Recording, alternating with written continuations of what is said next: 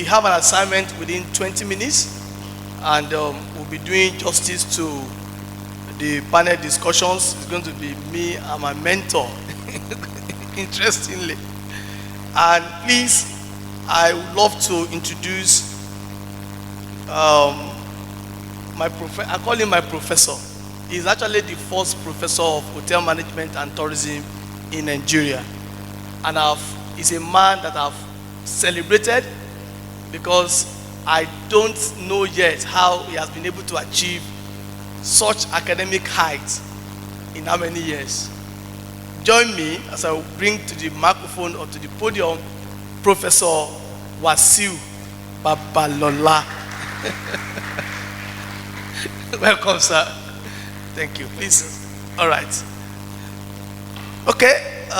Professor WASIU Babalola is the Senior Vice President for Africa, Continents, Worldwide Hotels.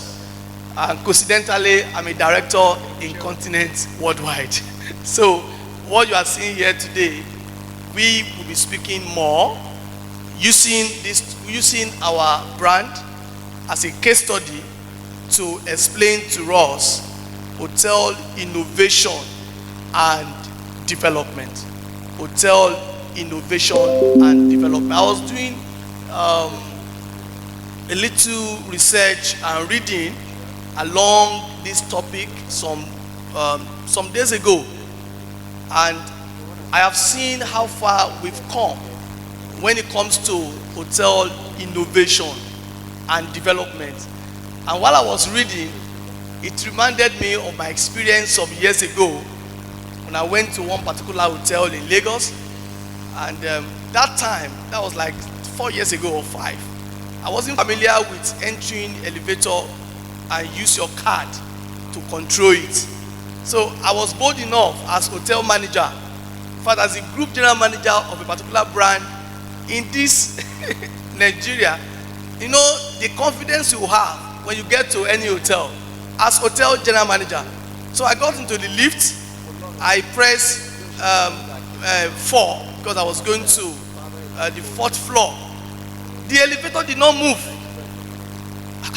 I was almost getting angry. Like, what's going on? This big brand, how can they have this elevator that not work? I was even proud in my foolishness. So I went out, almost harassing the porter there.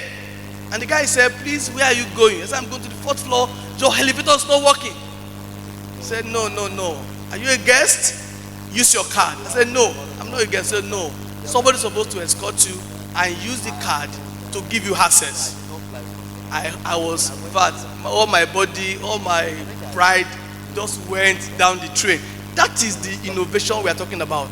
Get into elevator and you need your access to be able to control that elevator to move.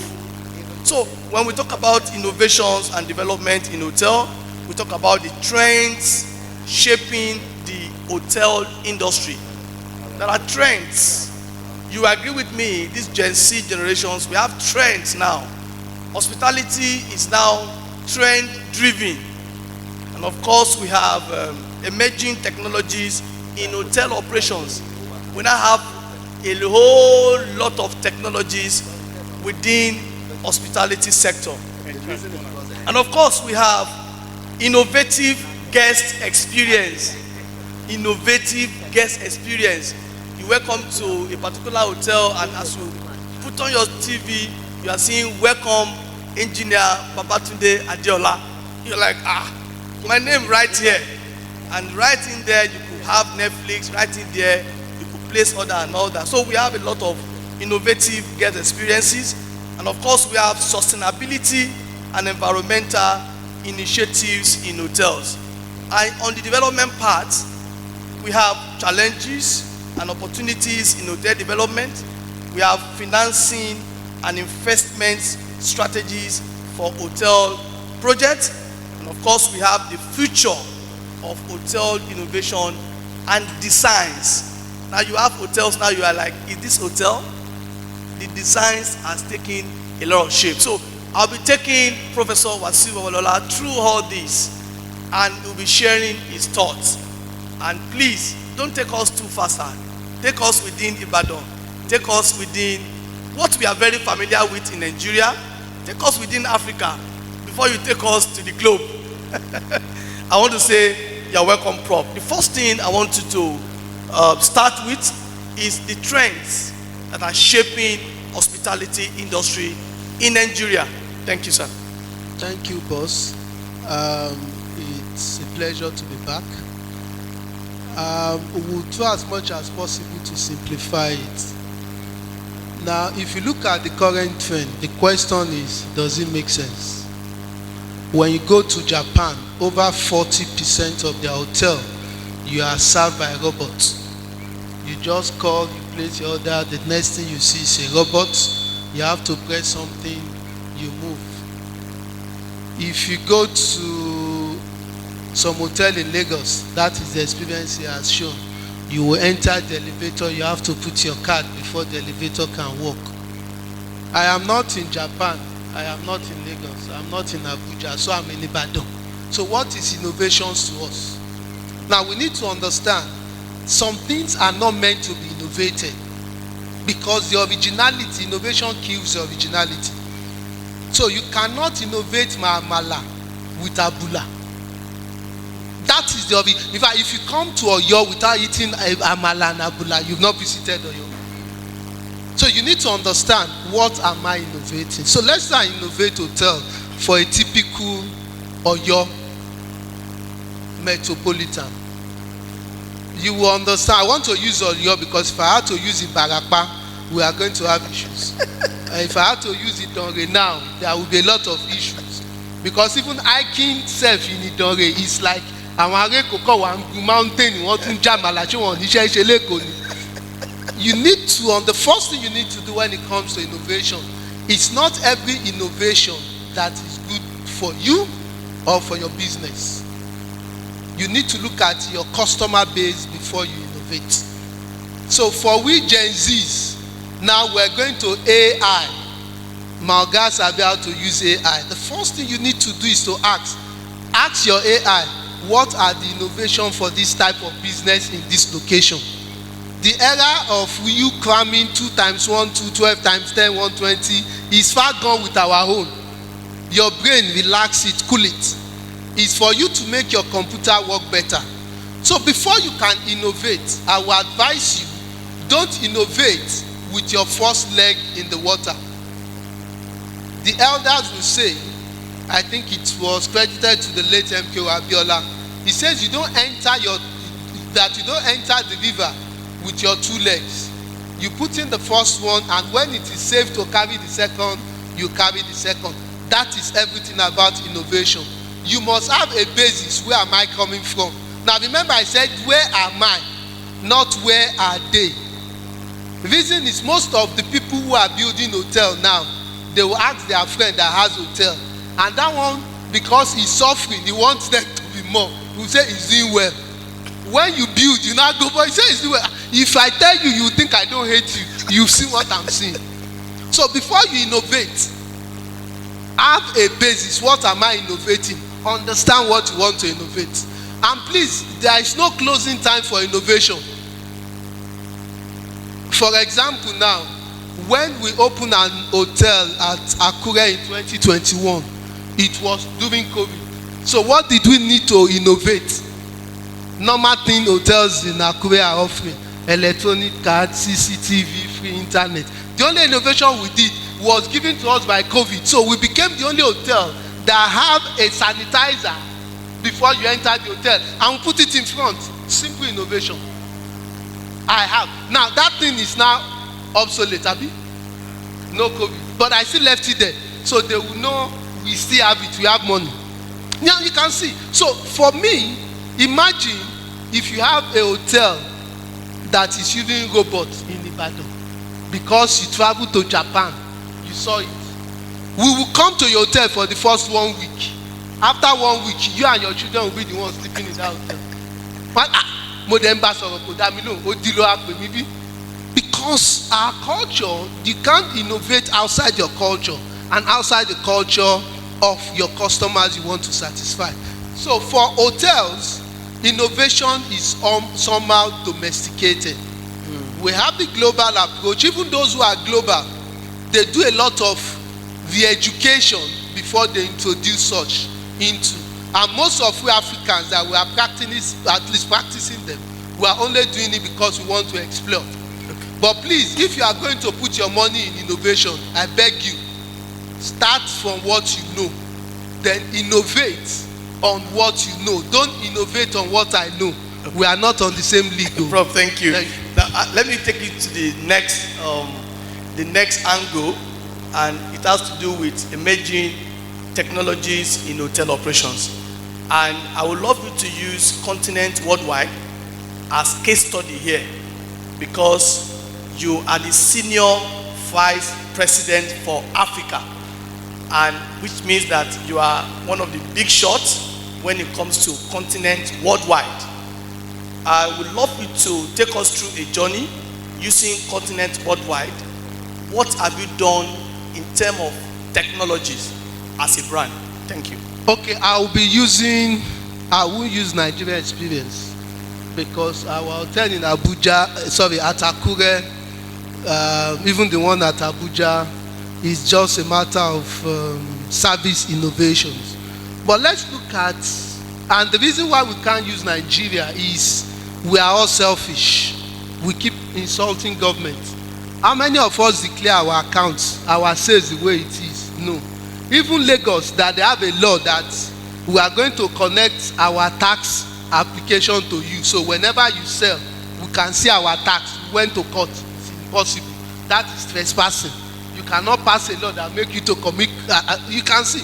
Now, if innovation will work, everybody, we should have a willing consumer willing to share his data, and a responsible organization who is trusted to be able to keep the data. If you visit our hotel in Ankara in Turkey, we have one of the hotels whereby once you visit, once you are booking your hotel, we are going to ask you questions. What time are you arriving? What do you want in your room? Where do you want your bed to face? In fact, we have one in Saudi Arabia. You can tell them, I want my bed to face the Qibla. So before you come, the system will tell you, this room has been assigned to you. Everything. In fact, if you say you want your TV beside your bed, if it's not possible, the app will tell you it's not possible, this is the closest we can.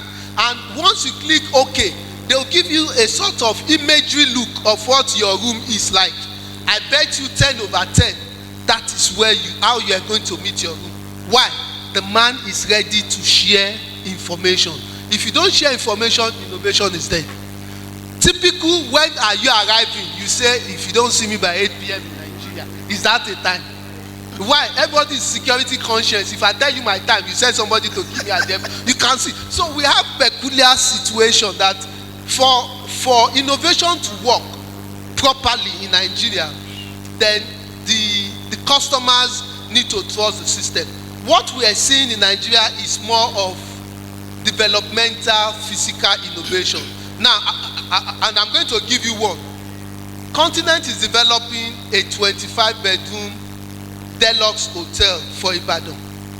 We are not calling it 5-star or 10-star, but we call it a deluxe and boutique mixed use. 5 floors, elevator, 25 rooms. And when the investor approached us, he wanted to do 40 rooms. You can't do where you are, you just kill yourself, you overspend. Let's do this 5. And what are we doing? We call it mixed use. There is hotel, there is apartment. But we're going to be selling the apartment as if it's a hotel. And when we did the figures for the bankers, they fell in love. They said, look, we can even take this, all your stuff. The key thing is, we're just giving you a kitchen net inside your room. And the man said, how many people open fridge in hotel? Nobody open fridge. But if the fridge is not there, they will say this is not a complete room. But put the man in the room for 3 days, he will not open that fridge, because we are all lazy. It's a Igbo man that want to keep sardine, keep all those things. So you realize innovation is a function of culture. But we are telling you that one is coming because it's also innovation. So we are giving now, for that hotel, what you are now seeing in construction now is we're looking at the investor angle to innovation in Nigeria at the moment. After COVID, presently we have so many hotels for sale and nobody is buying them. Why? Nobody puts exit strategy in the construction. So we are learning from those who want to sell that there is no willing buyer, even there is money. So we are putting it as innovation into our developmental project. That even if you are tired of selling it as hotel, you can turn it into a self-contained apartment and still be making your money and say, I don't want to do service, these people want to give me. And that is what is happening now in Nigeria, developmental innovation. When it comes to service, we don't have data. We don't do data mining, and because the consumers are not willing to give us the data. Thank you, Prof. Thank you, Prof. Okay, let me do something very practical here. We see Nigeria hotels. Far back, we've been doing basic things like automated doors. We have elevators. I will stop at that too. Automated doors, elevators. These are innovations. No stress of entering. Once you just approach, the door opens. It gives a feel that you are in a decent hotel. But how do we sustain this? You go to hotels today, the door is working. Tomorrow is no more working. You go to hotel today, the elevator is working. You go there the other week, it's no more working. How do we sustain these small fundamental innovations in Nigeria hospitality sector? What is the challenge? Is it mechanical? Is it about our attitude? What is actually our challenge? You need to address us, sir. Thank you. The hotel industry, in fact, the hospitality industry is the most unregulated industry in the entire of Nigeria. If you want to be a farmer, if you are not part of the farmer association, Bank of Agri will not borrow you money. To build an hotel is the simplest thing. Get a 3-bedroom apartment, pay the landlord for 3 years so that he will not, in fact, give him 5 years up front so that he will not disturb you. That 3-bedroom, turn it into, you cut the parlor, make it 4. Then you put it outside, hotel for hotel. Just make sure there is bed and fan. People will come. Nobody will come to you. That is, in fact, you can call it 5-star student hotel. You start selling the next seconds. Nobody will come and ask you whether have you passed HSC, have you passed this, because we are so unregulated. All you need is your money and give us a room. But you see, we have the issues with innovation we have is the owners themselves. They will spend so much on the hotel, then they will be paying peanuts and they end up getting monkeys to work for them. One, we don't have the manpower. I'm telling you, we don't have the manpower. In my school at Ibadan, we have student population of over 2,000. Hospitality management department, I have six boys that we are virtually having to put carrot and stick before they will learn the basics. When I graduated, I think 1998 or so. When I graduated, we were about 52, about 13 boys. How many of us are still practicing? Less than 5. So the manpower is not there. One. Now, because of lack of manpower, the man who has the money cannot afford people like us because we're expensive. So we end up building hotel before deciding. It's like you saying, I want to be a Christian without reading the Bible. Then I say I'm a born again, and you don't even know what it is to be born again. So they build hotel, they don't have standard operating procedure. So it does not even understand that the elevator must work. Because as an investor, I keep, in fact, when I have clients, I normally ask a question, sir, are you building this hotel because of return on investment or return on ego? Which one should we give priority? I have a client in the East, he says, look, I want the best hotel in town. So at the end of the month, we'll go and collect salary from him. And I tell the manager, if this light is bad, if you no change them, I will for you. That is what the man wants. He doesn't even mind if you don't put anybody. But the man who wants return on investment will do it the way it ought to be. You need to understand the Bible before you say, I am a born again. Before you start the first soil, you need to have an SOP that will address you and tell you, look, this is the hotel. When I open, this is where I want my fridge to be. This is when you must put on the elevator. This, in fact, it is the SOP that say, look, my hotel is environmentally friendly hotel because we are saving the ozone layer. And what does this mean? That means I'm going to be using electricity and solar, and everything I have will be inverter in that hotel. And you can see now that is a concept, and that goes into your SOP. But what we are presently, most of our investors, they will visit the hotel in Paris, he will travel with his wife to China, then he will come back to Lagos and see the head of the hotel and now say, look, I own the money, this is what I want. Then you won't call the hotel China Hotel or Paris Hotel, you just give it any name. That's the one. Then the people that are even causing problem to us more are you, the customers. You are the one creating the problem for us. You have your rights. Are you enforcing your rights? You sit on your right. The elevator is not working. You've paid for it. You have right to seek for damages. But you guys are not interested. And me, that I'm a consultant, that I'm a lawyer, I'm not ready to tell you your rights. So when you do this, I keep telling people, when I fill form, everything in that form I'll fill. Where are you coming from? Lagos. Where are you going? Abuja. I'm checking out tomorrow. Do you know if anything happens to me 24 hours after I check out from that hotel is liable? Okay. Prof. Because that is what it is. Now, if for example, you enter into an hotel and the elevator is bad and you sue that hotel and they come and send your king to you, you allow it to go. You've not helped us. Tomorrow is elevator that will fall you. If he holds you for less than 30 minutes, you have right to sue for damages. It is their right. So it is the customer that is also affecting the innovation. So you are getting the kind of innovation that you bargain for in Nigeria. You have the rights. The rights are guaranteed either on contract basis, either constitutionally. Everything is guaranteed. But if you don't enforce it, who are we to give you the service? Thank you, Prof. I think we've done a little justice to this topic. I know we have one or two responses, but I would love to give one person to say one or two statements because I know he is very passionate about hospitality. Dr. Lucky George, please, just a word on innovation. Thank you. It's very important. Good afternoon, everyone. I want to stand on all existing protocol. I work for African Travel Commission. We are based in Accra, Ghana. I know for those of you who have been in the industry for so many years, you celebrate what we call World Tourism Day annually. How many of you know about World Tourism Day celebration? 27 September.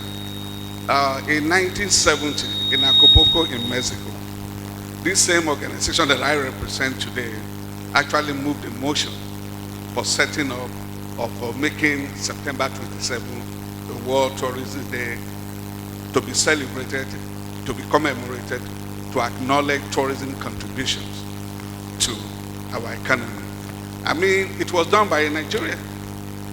He was the first Director General of the Nigerian Tourism Development Corporation, now Nigerian Tourism Development Authority. So it comes with a lot of information, and what we do at the African Travel Commission today, because it was founded by the chief executives of national tourism agencies. So, but today what we do, we try to do a lot of advocacy. We talked about infrastructure, we talked about visa issue when it comes to international travel, and of course locally we talked about security and what are those innovations that can be done or put in place to enhance free access for tourism and for those of you who are traveling. But again, what we do today, we just encourage people to travel safe, and we gather a lot of statistics because the commissioner left much earlier. He was talking about how many tourists visited Osun State last year. I would have asked him, how did you gather your statistics? But unfortunately, it's not here. But again, I want to say that because a lot of us who are in the tourism space, we confuse a lot of issues. This is it. Oyo State is a destination. And who champions the promotion of destination? It is the state. It's a responsibility of government to promote every destination, promote it, package it in conjunction with the private sector, then you put it out for marketing and sales. The private sector, this hotel alone, as it is today, cannot go out to Lagos and begin to market his own hotel in isolation. Like somebody said, why will I travel, I think the former ambassador to the Philippines said, why will I come to Osun State? Because I want to visit one attraction. It has to be a holistic package.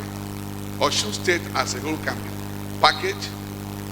The Twin Festival in Ibadan can be part of it. Now you cannot look at the Itte here as part of the package. And you can use other assets that we have here in Ibadan or in other parts of the state as a single package so that you can make it a week package. So that when I'm coming in, if I'm buying my ticket from either from Lagos or from Ghana, whatever it is, I will be able to stay and enjoy my state, my stay here in the state. And that is the only way you get value. And that is the only way you can get a lot of visitors. However, Prof has said so much because he's a board member of the African Travel Commission. He's one of the 2 Nigerians on the board. And I'm happy again. My friend Benga is from, you are your state too, Yeah, right? of course. Okay, he's from your state. I think you need to work with your government because like Professor told them in Ghana some years ago, it's a complete package. Adding the ecosystem potential of the National Park Service, and that is the only way you can actually make your state All right, a thank destination. you very much. Thank you very much. Anyway, Prof has an information for the students. I think this is also the last word for me. I love making you guys millionaire. Facebook was as young as when it started. Please, we have issues of innovation that you young guys can tap into and make money. One, you can set up an app of identifying who is the authentic tour operator in Oyo State. So anybody that is coming from outside Oyo will say, I'm going to Ibadan. Who are the tour operators? Then that gives the person opportunity. That's one. Two, you can also look at ease of doing business for hotels. You can create a platform that people can go. The hotels can come and learn. I don't understand how to serve food. You have to train them. You show them the purpose, the standard. Thank you, Prof. And there are so many that will share at future events. Thank you so much. Thank you, Prof.